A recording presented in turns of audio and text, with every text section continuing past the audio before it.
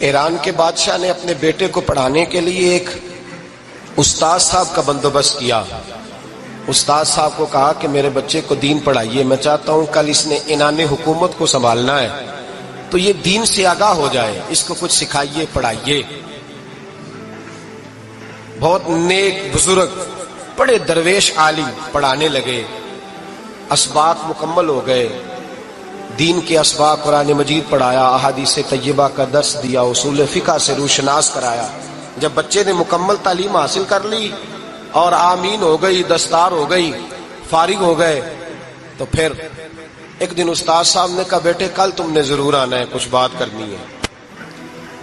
شہزادہ گیا ملنے استاد صاحب سے. استاد صاحب نے کنڈی لگا لی، ہاتھ میں درہ پکڑ لیا، مار مار کے پورے وجود کو زخمی کر دیا. کوئی غلطی نہیں، کوئی بات نہیں، مارا. اب بچہ آیا آ کے بادشاہ سلامت سے کہا کہ ابا جی سمجھ نہیں آئی، بڑا مارا ہے استاد. تو سیانے تھے نا بادشاہ، یہاں تو قاری صاحب روز کٹہرے میں کھڑے ہوتے ہیں، مولوی صاحب آپ نے میرے بچے کو کیوں مارا ہے؟ آپ 8,000 کے مولوی ہیں، میرا کئی کروڑ کا بچہ ہے، سویرے بدل لیں گے. خبردار آپ نے بچے کو ہاتھ لگایا، اپنی حیثیت میں رہے معاذ. جو قومیں استادوں کو کٹہروں میں کھڑا کرتی ہیں وہ ترقی نہیں کر پاتی. جو استادوں کو کٹہروں میں روز کھڑا کرتے ہیں. کہا ابا جی بڑا مارا ہے. تو والد بڑے سمجھدار تھے، کہنے لگے بیٹا استاد باپ ہوتا ہے، وہ زیادتی نہیں کرتا، کوئی بات ہوگی میں تیرے استاد کو کٹہرے میں نہیں بلاؤں گا. اماں سے بات کی، اماں کہنے لگی بیٹا میں تیرے باپ سے کیسے بات کروں، ڈر آتا. وقت گزر گیا، 22 سال بیت گئے، 22 سال گزر گئے. بادشاہ کا انتقال ہوا، شہزادہ تخت پہ بیٹھا. پہلا حکم یہ دیا کہ میرے استاد کو بلاؤ. پہلا حکم. استاد جی بوڑھے ہو گئے تھے، چھڑی کے اوپر ٹیک لگا کے آئے اور بھویں سفید ہو کے جھک گئی تھیں. یوں آنکھ کھول کے بڑی مشکل سے دیکھا، کہنے لگے شہزادے حکم ہو. کم میں شہزادہ نہیں، اب میں بادشاہ بن گیا ہوں. استاد جی 22 سال بیت گئے، آپ نے مارا تھا، پر وہ درد چونکہ زیادتی کی تھی، میرا قصور کوئی نہیں تھا، تو نہ میری روح سے درد گیا ہے نہ میرے جسم سے گیا ہے. میں بے اختیار تھا، پوچھ نہیں سکتا تھا، آج با اختیار ہوا ہوں. سب سے پہلے پہلا حکم آپ کو دیا، بلایا ہے، بتائے کیوں مارا تھا، کیوں مجھے مارا تھا، میری زیادتی بتائے. تو استاد بوڑھے استاد کی آنکھیں آنسوؤں سے بھر گئیں. کہنے لگے بیٹے بس آج کے دن کے لیے مارا تھا، یہ جو دن آ گیا نا میری زندگی میں اس لیے مارا تھا، یہ میں چاہتا تھا میری زندگی میں وقت ہے آج کے، بس میری مراد پوری ہو گئی. کہا صاحب کس لیے، مجھے بھی سمجھائے. آپ فرمانے لگے کتنی دیر ہو گئی تجھے مار کھائے ہوئے، کتنا زمانہ بیت گیا. کہنے لگا 22 سال. فرمایا زخم بھولے تو نہیں، درد ختم تو نہیں ہوئی، تمہیں بات 1 منٹ کے لیے بھی تمہارے حافظے سے محو تو نہیں ہوئی. کہا استاد جی روز رات کو یاد آتی، روز خیال آتا تھا. استاد کہنے لگے بھائی تو بے اختیار تھا، پوچھ نہیں سکا، 22 سال تجھے یاد رہا، مجھے پتا تھا تو ایک دن حکمران بنے گا. میں نے تجھے اس لیے مارا تھا کہ بیٹے یاد رکھنا، کسی پہ ظلم نہ کرنا. اگر تجھے 22 سال تک یاد رہا ہے تو جس پر تو ظلم کرے گا اسے بھی قیامت تک یاد رہے گا. اور یہ یاد رکھنا تو آج با اختیار ہوا تو تو نے مجھے بلا لیا ہے، قیامت کے دن غریب با اختیار ہو جائیں گے، مظلوم با اختیار ہو جائیں گے. وہ با اختیار ہوں گے للہ الواحد القہار، رب کریم کی بارگاہ کے اندر ان کا اختیار ہوگا، اکیلے اللہ کی حکمرانی ہوگی. پھر وہ بلائیں گے بڑے بڑے کج کلا، دنیا میں جن کی پگڑیاں اونچی تھی وہ سر جھکائے کھڑے ہوں گے. دنیا میں جو ڈکٹیٹر بنتے تھے ان کی پشتیں لال ہوں گی، ان کو غدار لکھا جائے گا، قیامت تک نہیں بھولے گا. ظلم کرنا تو سوچ سمجھ کے کرنا، اتنا کرنا جتنا تم سہ سکتے ہو، اتنی زیادتی کرنا جتنی قیامت میں تم برداشت کر سکتے ہو. میرے نبی کریم صلی اللہ علیہ وسلم نے فرمایا ظلم سے بچو، یہ قیامت کے اندھیروں میں سے ایک اندھیرا ہوگا. زندگی میں زیادتی نہ کریں. اگر تھوڑی دیر کے لیے کوئی چیز برداشت کر جائیں گے تو وہ فائدہ دے جائے گی، کچھ دیر کے لیے اگر سہ جائیں گے تو نفع مل جائے گا. سہنے کی کوشش کریں لیکن زیادتی نہ کریں. نظر کو، سوچ کو، ذہن کو پاک رکھیں. اور میرے بھائی زندگی پوری ظلم سے بچیں، زیادتی سے بچیں. امیر المومنین حضرت جناب سیدنا عمر فاروق رضی اللہ تعالیٰ عنہ رات گھر میں تھے تو رونے لگے، بڑی دیر تک روتے رہے. والدہ اٹھی تو صاحبزادے سے کہنے لگی پتہ کرو تمہارے باپ کو کیا مسئلہ ہے۔ شہزادے آئے، کہنے لگے امیر المومنین والد گرامی کیا ہوا؟ تو حضرت عمر فاروق کہنے لگے بیٹا اپنی اماں کو بلاؤ۔ والدہ آ گئیں، کیا بات ہے؟ کچھ طبیعت خراب ہے تو حکیم کا بندوبست کیا جائے۔ تو حضرت عمر کہنے لگے کچھ بھی نہیں، آج مسجد سے نکلا ہوں تو نبی پاک کے صحابہ میری تعریفیں کر رہے تھے۔ یہ حضرت فاروق اعظم کے وصال کے قریب کے دن ہے۔ تعریفیں تو حضرت یہ رونے کی بات ہے کہ خوش ہونے کی؟ آپ فرمانے لگے نہیں، سوچتا ہوں باہر تو میں اچھا رہا ہوں، پتہ نہیں گھر میں ہی کوئی زیادتی نہ ہو گئی ہو، پتہ نہیں تمہارے ساتھ بھی میرے معاملات ٹھیک تھے کہ نہیں، صحابہ تو تعریف کرتے ہیں، رو رہا ہوں تمہاری وجہ سے نہ الجھ جاؤں، بیوی ہی نہ کہے میرا حق ہی ادا نہیں کیا۔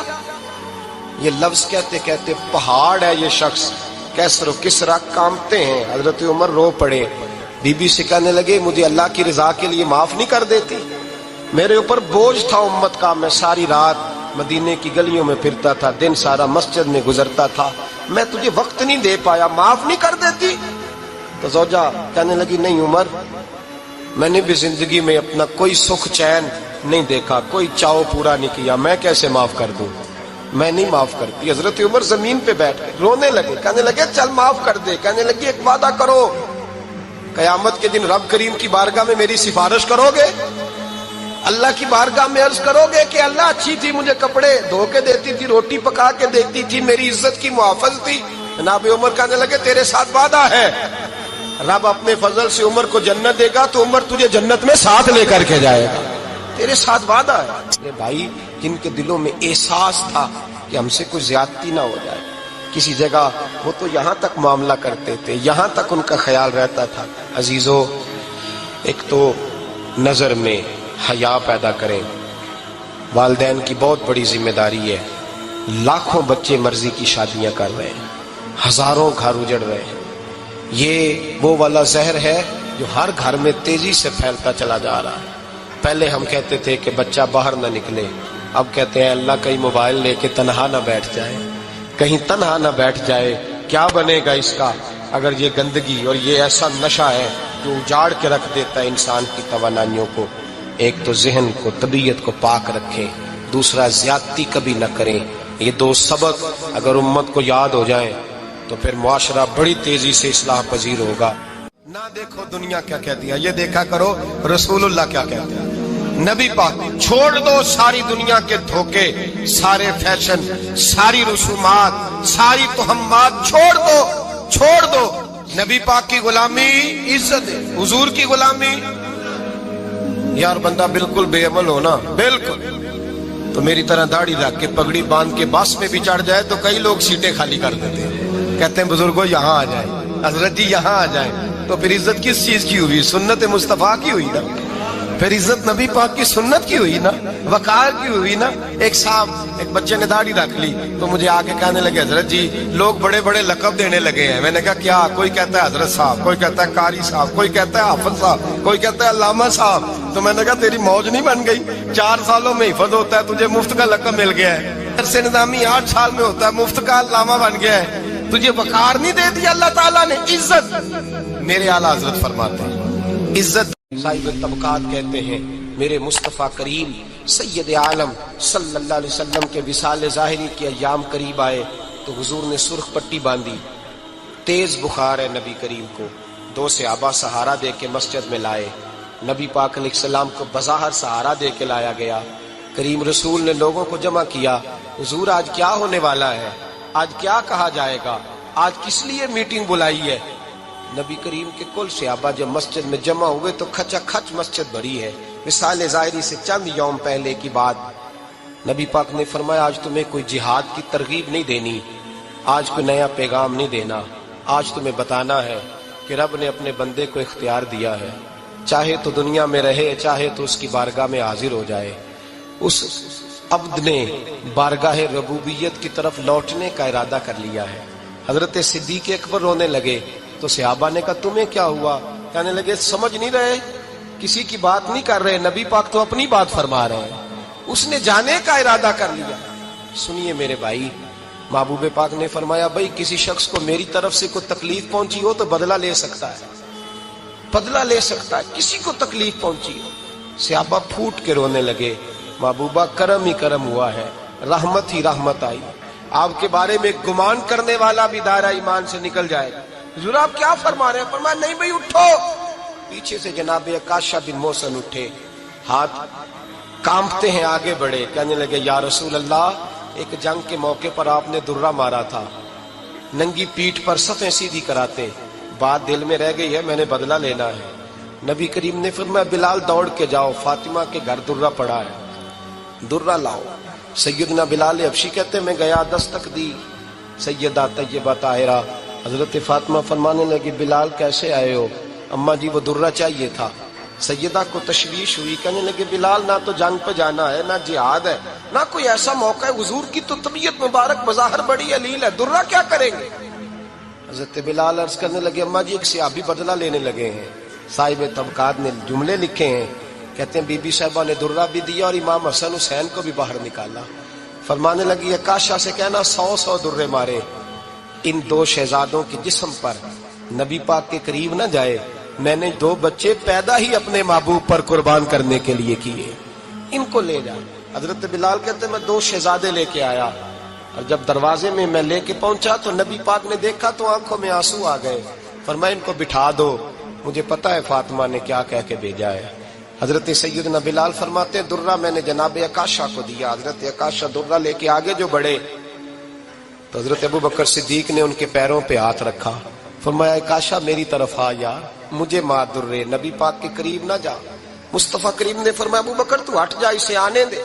फरमाते मैं चंद कदम आगे गया तो मौला अली शेर खुदा ने मेरे पैर पे हाथ रखा, कहने लगे अकाशा सोच तो सही तू क्या कर रहा है। हुजूर ने फरमाया अली हट जाओ, मेरा और उनका मामला है। जनाब अकाशा आगे बढ़ रहे, नबी करीम ने फरमाया मैं अपनी उम्मत को दर्श देना चाहता हूँ, खबरदार खबरदार जिंदगी में तुम्हारे हाथ से जुबान से किसी को तकलीफ ना पहुंचने पाए, खबरदार।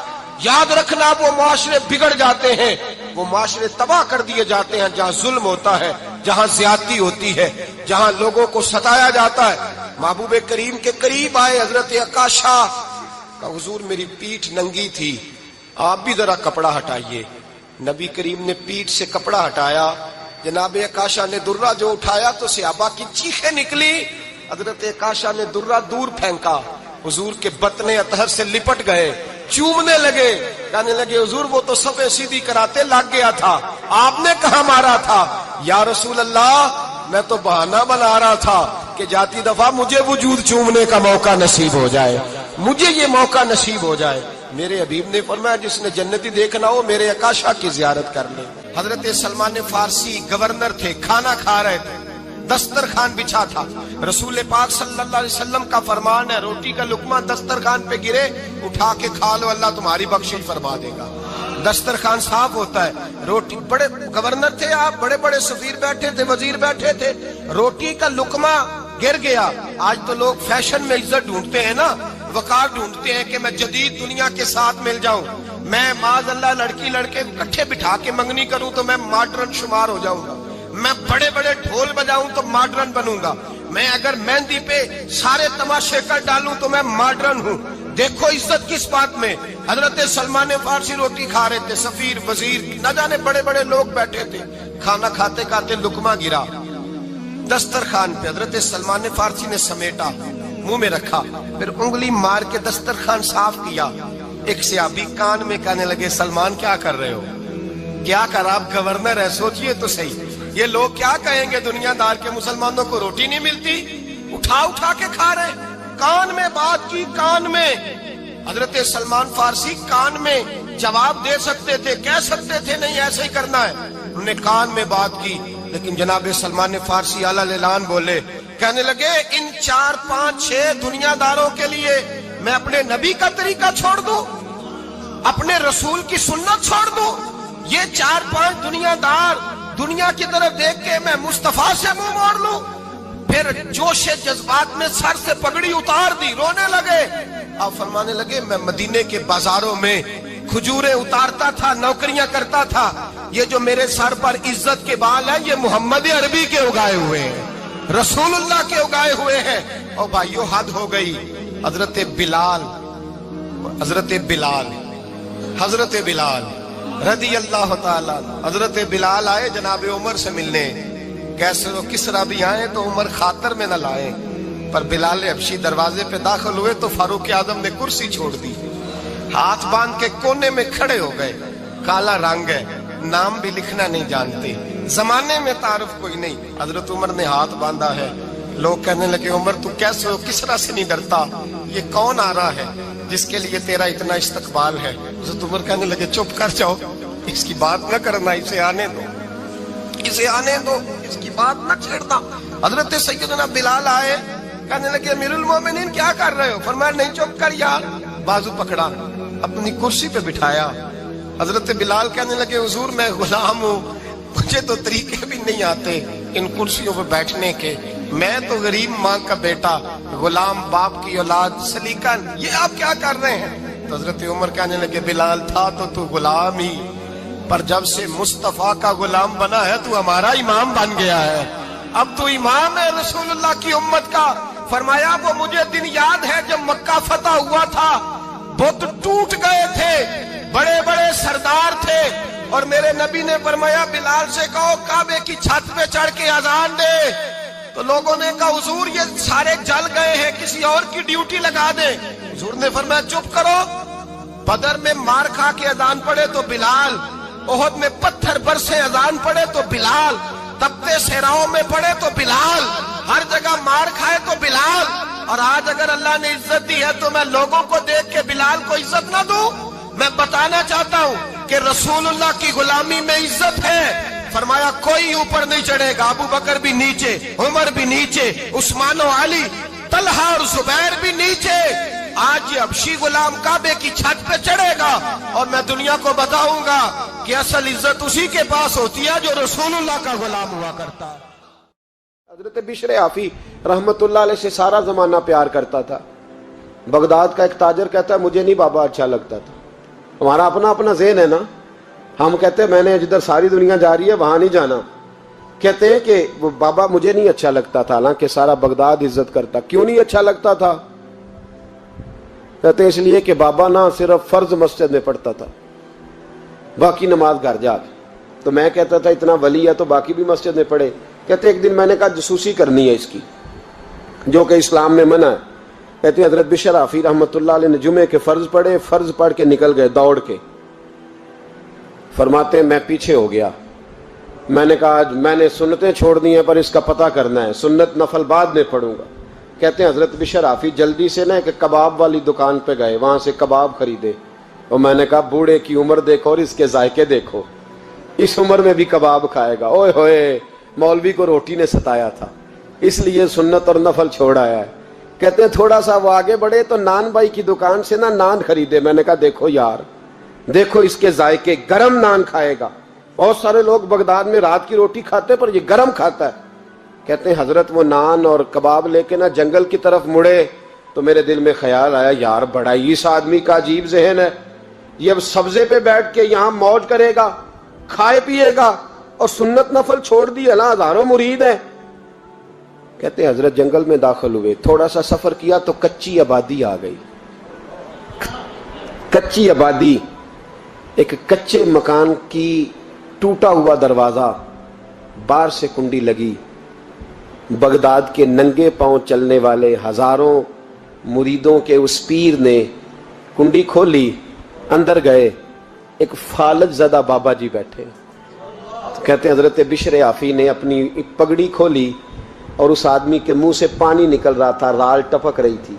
कहते पहले अपनी पगड़ी से मुंह साफ किया, फिर प्याले से पानी डाल के मुंह धोया, फिर हजरत उसके टांगों पे कपड़ा डाल के रोटी का लुकमा तोड़ के उसके मुंह में डाल के कहने लगे बाबा नाराज ना होना, जुमे वाले दिन मुझे देर हो जाती है, अभी तो मैंने सुन्नत और नफल भी पढ़ने हैं, नाराज ना होना मुझे देर हो जाती है। कहते हैं वो बाबा रो पड़ा और कहने लगा बिशर यार 14 साल हो गए तू रोज आता है, 14 साल, ये एक सदी का किस्सा है, 2-4 बरस की बात नहीं, 14 साल से तू रोज आता है। मैं पता नहीं कब तक लाश बने पड़ा रहूंगा, तू कब तक आएगा? हजरत बिशर आफी ने बाबे के आंसू पोंछ के कहा बाबा फिक्र न कर, आज के बाद ये जुमला ना कहना कि तू मेरे लिए बोझ है। फरमाया लोग समझते हैं कि मैंने इबादत करके मकाम पाया है, لوگ سمجھتے ہیں میں نوافل زیادہ پڑھتا ہوں، دنیا جانتی ہے کہ میری رات کی تسبیح زیادہ مضبوط ہے، اور میں ان میں سے کوئی بات بھی نہیں، میں تو تیری نوکری کرتا ہوں تو اللہ نے میری عزتوں میں اضافہ فرما دیا ہے۔ سوچ ہی صاف نہیں، نظریہ ہی ٹھیک نہیں، فکر ہی ٹھیک نہیں۔ اسلام نظریے کا مذہب ہے۔